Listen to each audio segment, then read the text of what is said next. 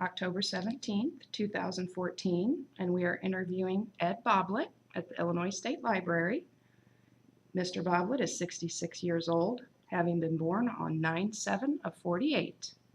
My name is Amy Joseph, and I'll be the interviewer. So where were you born? I was born here in Springfield, Illinois. Okay, I was raised in Divernon. okay. And what did your parents do? My dad was a truck driver, and my mom stayed home with us until we got older, and then she became a meat cutter. How many siblings did you have? I have two brothers. I'm the middle child. You're the middle child. Did any of your siblings serve in the military? My older brother served in the Army. And what did you do before you entered the service? I entered the service when I was still in high school. Really? I signed up all around June, I guess, of my sophomore year, Wow. and I had to wait till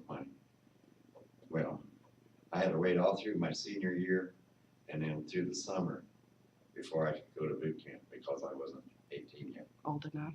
I spent at 12:01 on September 7th, 1966. I was entered into the Navy. Now, did you always want to join the Navy? I knew I wanted to go in the service, but I wasn't sure which branch until later. I had several uncles that were in the Navy, and I talked to them, and then I never got to experience anything like they did. So mine was totally different than most people's Navy service. So.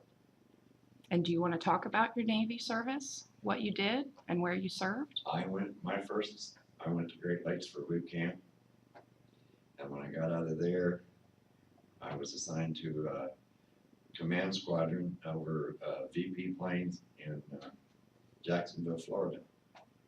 And I got to do a little bit of traveling there with some of the planes when they went over to different air bases and they were deployed for months at a time. And I'd go over and then no more get over there, maybe spend half a day and then get on an airplane and come back. So never really got to see much. Yeah. And then I was there for a year, and then there was several of us up for reassignment, but everybody was getting their orders but me. Finally, I was the last one to get them, and our executive officer come up and popped me on the back. He said, "Sailor, you just got the best orders a man can ask for." And I thought, what's he talking about? And he says, "You're going to Brownwater Navy." And I had no idea what that was.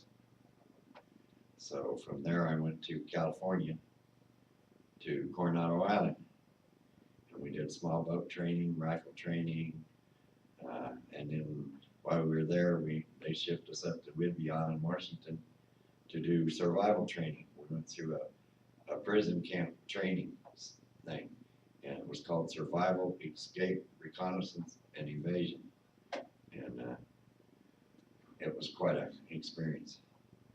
Had you ever dealt with boats or guns before that? Never. Didn't. I had no idea what I was getting into. And then I was assigned as a twin 50 gunner on an Alpha Support patrol boat, which is one of the smallest boats the Navy has. And we trained as 5-man crews, and then when we got over to Vietnam, we were cut down to 4-man crews because there were so many guys getting hurt and things. So, and I was on a boat for about 2 or 3 months, and then I got pulled off because they found out I could type. And I was working in the office part of the time and still running boat crews at the same time. So. What did your boat crews have to do? We escorted the Army up and down the rivers, and we drop them off at certain points, and then we back off and do fire support for them, and then we'd go back in later and get them. And then we also hauled mount yards and seals around and dropped them off to different places, like in the middle of the night and stuff. It was quite an interesting year. You were in Vietnam for a year? I was there 11 months, 19 days. And, well, they say that, but it actually you're there more than that, because they don't count your transition days in and out. So I was assigned to the unit for 11 months, 19 days. What did you think when you first went to boot camp? When I first went to boot camp, it wasn't too bad. I kind of knew what to expect because, I'd talked to enough people. And it was rough because actually that was the first time I'd ever really been away from my family. So, Was your family supportive of you joining the Navy? my mom was, my dad wasn't. Because my dad had been in service. And he wasn't real happy about what was going on. So, At the time? Yeah. Did you have a girlfriend before you went? yes. Who I am now married to today, but it took us 37 years to get back together. When I came back from Vietnam, I knew I was different. So I skipped and ran for years. And I didn't really settle down until just a few years ago. Do people often ask you about being in Vietnam? Oh yes, I wear my t-shirts, I wear my hats. I'm very proud to be a Vietnam vet. And are you willing to talk to people when they ask you? Oh, yes, because like I say, my experience was a lot different than most Navy guys. And we lived in a real small boat cruise. You never really got to know anybody because they kept you moving around all the time. You didn't really want to get too close to anybody. What were the living conditions like? Did you have barracks or did you just have We small? pretty much stayed on the boats. We were tied up to pontoons, which are just a flat skid light that was attached to the side of a ship. And then you could go in the ship once in a while and get a shower and something to eat, which they had Army and Navy cooks working together. So sometimes the food wasn't that great, but at least it was warm. But yeah, most of the time we stayed on the boats. So did you have rations and stuff that you guys had to eat, Oh, yeah. or did well, you? we had them, but we didn't have to eat them. We could, like I say, if we were around the ships, because we rotated, you did about approximately 2 weeks online, which was the actual going out and doing the troop drop-offs and stuff. And then you did 2 weeks minesweeping duty around the bigger ships. And then you got 2 weeks off to take care of all your maintenance that you needed. And those 2 weeks were usually the best because you were tied up pretty much to the ship all the time. And you could go in and get a shower and you could eat, it was pretty regular. But yeah, most of the time you pretty much lived on the boat. So the food wasn't very good. Sometimes, Can't say it sometimes wasn't. not. Wasn't terrible. It wasn't terrible, but it wasn't 3-star or 4-star. But most of the time it was pretty decent. We couldn't really complain. I mean, it was hot.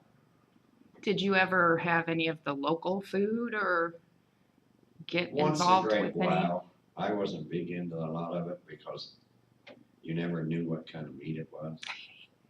So that's true, what And they then say. There was a lot of rice and fish heads, which, I didn't get into that. I wasn't a big rice person at the time, so I never really, Wasn't the same as cooking back home. no, those people live totally different than we do. So, Did you see any combat when you were there? on your 2 weeks online, you've seen it almost every day. And then every once in a while when you were offline, you still got called back in when it got hot and heavy. So Now, did you guys actually have guns? Did your boat have guns? I was a 50 caliber machine gunner. I had two twin 50s in a mounted mount, which was bar armor, and it was electronic fire. And which was silly because I had to rotate the mount by hand, but the machine guns were automatic fire. Okay. And then we had That sounds difficult. We had a grenade launcher in there On the small boat. on a small boat. So how small when you say they They're were 50 foot, Wow. and we had then right behind where I sat was a coxswain who drove the boat, and then right above him was a 20 caliber machine gun, and then back on the engines was a 50 on each side. Plus the engine had several M16s and several grenade launchers available to him, so. And you guys had to use those quite a bit? Yes, we used them quite a bit. Loud? You always kept them in good shape, because that was, your life depended on it. Right. Was it loud whenever you? Oh, yes, it was very loud inside that mountain, because all that, there was no way for the sound to escape. Did you make friends while you were there? Some, not many. I'm meeting more of the guys now. We go to a reunion every 2 years. So, and now I'm seeing some that, that I can remember from seeing over there. And you're thinking, wow, he sure looks different. Time has passed, for sure. Yes. Did you stay in touch with your family and friends back home while you were there? Yes, I did. I tried to as much as I could, but sometimes it was hard. Did they get mail to you there? I mean, could they write you letters and you could actually get them? That was part of my job for a while, was sorting the mail. Oh. To go out to different troops, because they would all come in at once. You'd get the Army and the Navy mail together, and you'd have to sort it all out.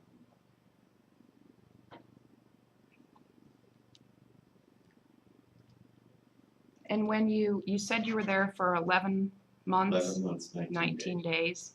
When you came home, how did you feel when you got to come home? It was very strange. I was used to doing pretty much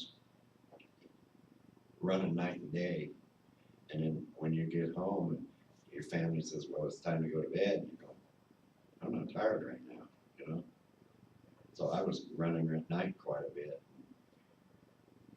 I just had trouble adjusting. Had a hard time adjusting. Yeah. When you came back, were any of your friends then over there? Did any of your friends have to serve also? Yes, most of them weren't home yet, or had been home and gone. So it was really different. And the one people that I did know around, of course, I lived in a small town, so but the people I did know just acted like I'd never even been gone. So I just did not feel welcome at home at all. And when you said that they found out you knew how to type and they'd pull you off the boat, what did they have you type? Oh, personnel reports and stat reports from different firefights and everything. And you had to type autopsies and just a little bit of everything. And that was hard to do, I'm sure. Oh, yes. Especially with somebody you knew. Did you get any medals or citations? Oh, I've got a few.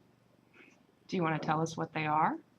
The one I'm most proud of is the survival and the escape reconnaissance medal, because not everybody got to do that. Even some of the Navy SEALs don't get to do that. So I was real proud of that.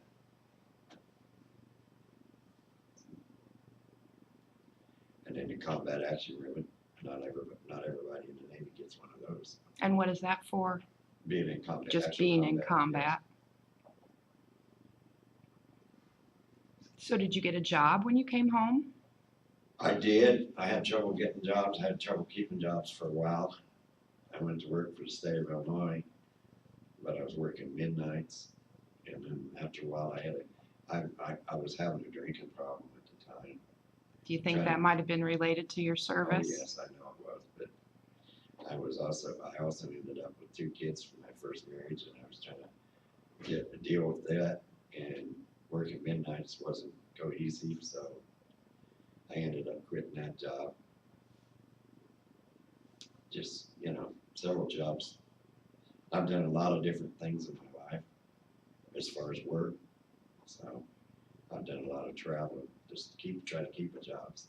Within the state or out of the state? Oh, I've been all over. I've lived in Florida, California, Arizona, Oklahoma.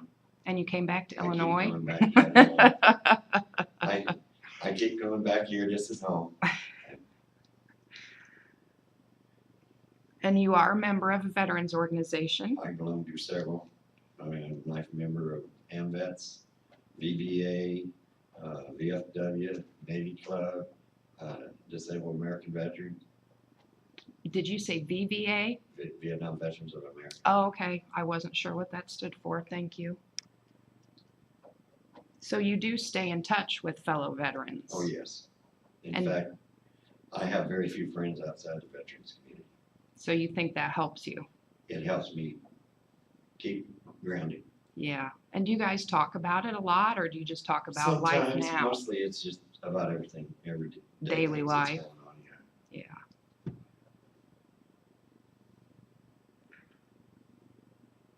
And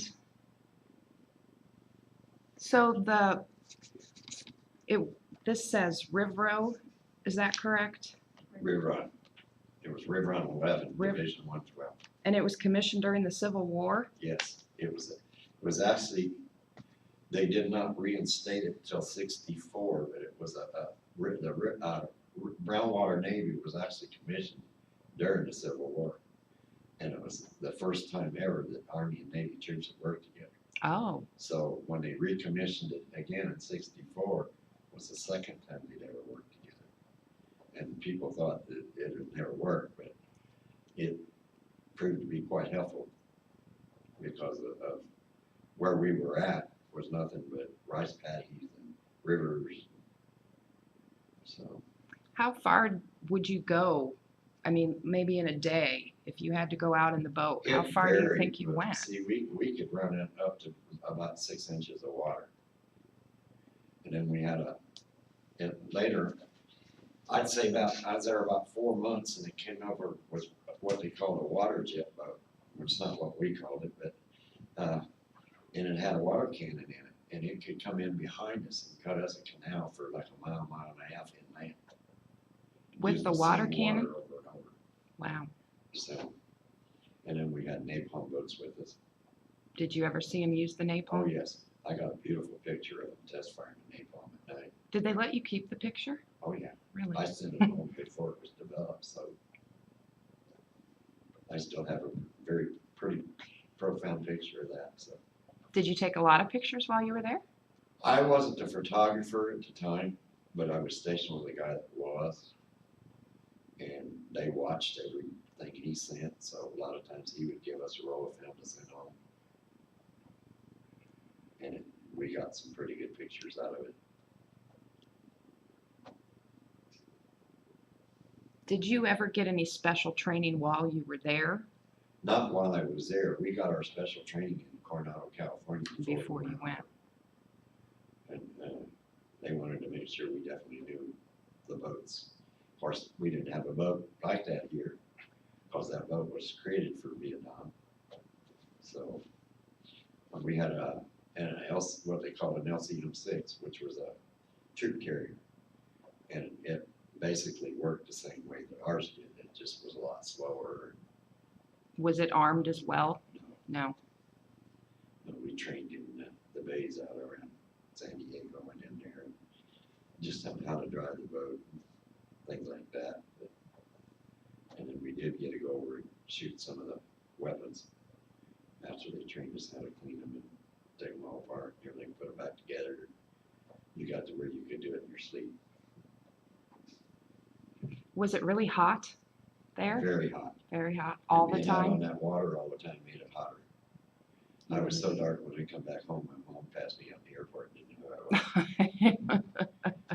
Because in the upper body, I'm real kind of dark skinned, but my legs are real white.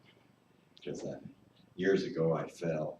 I was having problems with my MS, and I kept falling, so they gave me leg braces.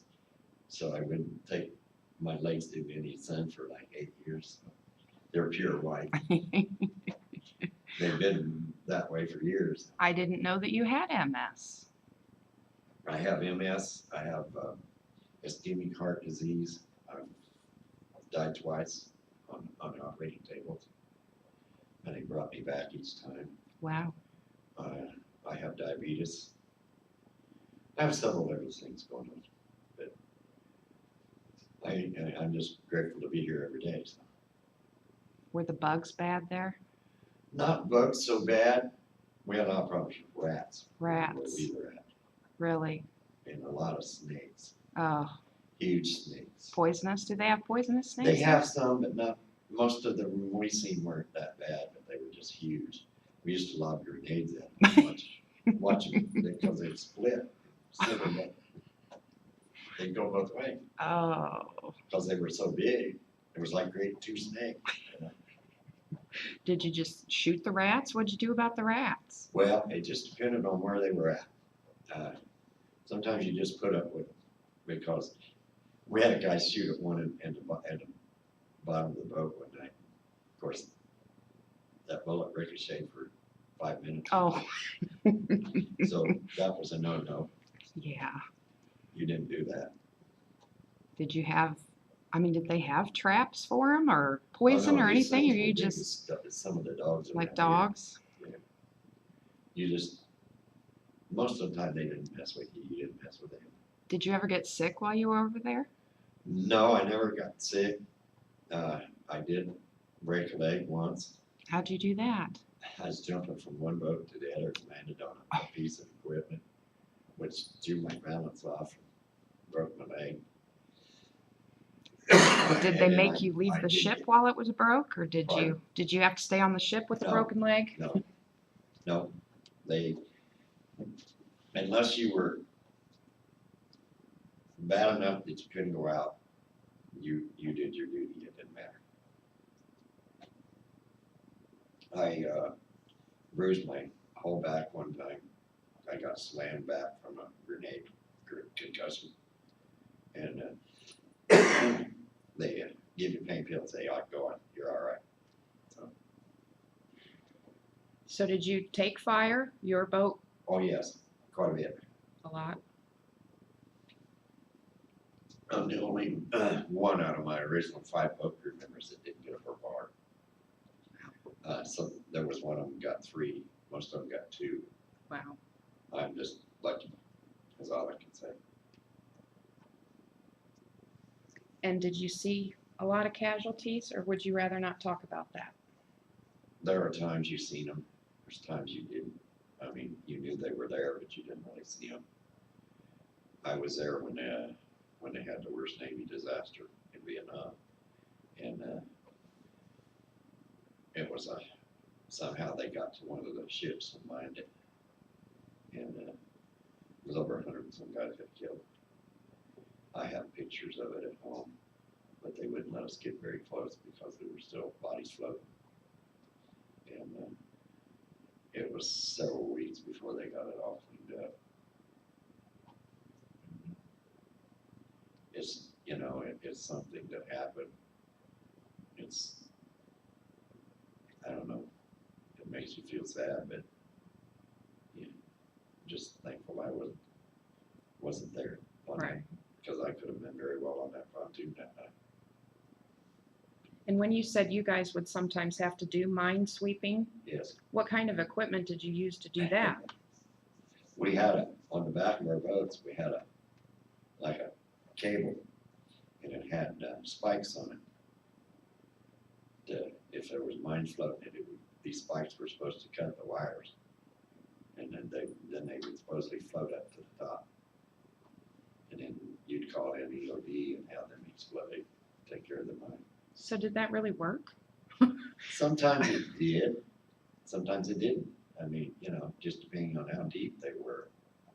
Were there a lot of mines in the rivers there? Yes. Well, when I first went over, we were attached to a barrett ship, which was pulled by 2 tugs. It didn't have a motor on it, so it was very slow moving it around. But when they pulled that into dry dock to work on it, they moved us off of it to the USS Benoit, and they pulled it off to the side to work on it in dry dock. And they found like 38 mines that it never went off. Oh, wow. So they were duds, thank goodness. Thank goodness, yes. Did you see any of what went on the land at all from the rivers? Some, but not a whole lot, because usually they would wait until they got far enough that we could, you know, we dropped the troops off, and after a while they were out of our range, so. Then they'd have to rely on the ships way out in the ocean and The to bigger give them fire ships. support. And you never were on a bigger ship, No, just always on the it was smaller always on the boats? small boats. That's why I say most Navy guys get at least one tour on a ship. I never did. Are you glad about that? I don't know. I think it would have been a different experience, but I was given the duty I was given, and I did it. So. At the time, I'm not that familiar with how many different kinds of ships the Navy had during Vietnam. Do you know? I'm not sure. Not sure. I was, like I said, I was with the Air Command, and was just learning that, and then got put to the boats. And over in Nam, I only seen 3 other types of ships, so we had what they called the LSTs, which was their supply and repair ships, and then the barrack ships, and then of course, like the Benoit, which was a bigger barrack ship kind of, but it was also had other capabilities.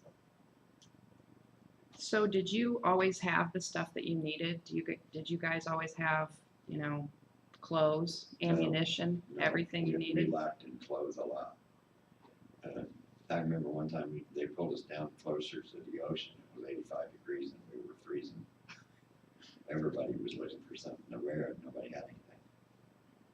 I mean, you try to stay under deck as much as you could because it was just, you were cold. At 85 degrees. At 85 degrees.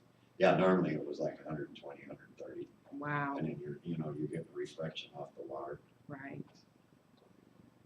Did you have a lot of rain? Did they have a lot of rain? Oh, when the monsoons come in, it would rain so hard that you couldn't see your hand up 2 feet in front of your face. Now, would the river go up a lot when they'd have those? Rose and ascended real fast at times. It was just crazy. And did that affect you guys a lot? Not us so much, because like I said, we could run in pretty shallow water, but some of the other boats couldn't. So were you the only boat that could go in shallow water? No, they had some others. We had the airboats, and the only thing, they weren't really attached to us, but they'd come by us once in a while. The only thing with them was they were so loud, you could hear them for miles before you seen them. And they didn't need any, I mean, they could run anywhere they wanted with those, but they were a very small crew on them, and they had no protection at all. Now, did the Vietnamese have boats, a navy of their own? They had a navy, they had a few boats, but they weren't nothing like what we had. They were using them more around the coast, trying to catch people bringing in stuff around the coast area, coastal area. They were more like the PT boats and things like that. And then in the middle of my tour, we were training Vietnamese to take over our boats. And they eventually turned them all over about a year later. After I came back, they turned them completely over to the Vietnamese. So we gave them the boats that you were on. Everything we had over there to do, and they didn't do their jobs. So when your boat was fired on, they were firing from land at you? Yes, they loved to catch us in my, well, we had an area we called Snoopy's Beak, and it was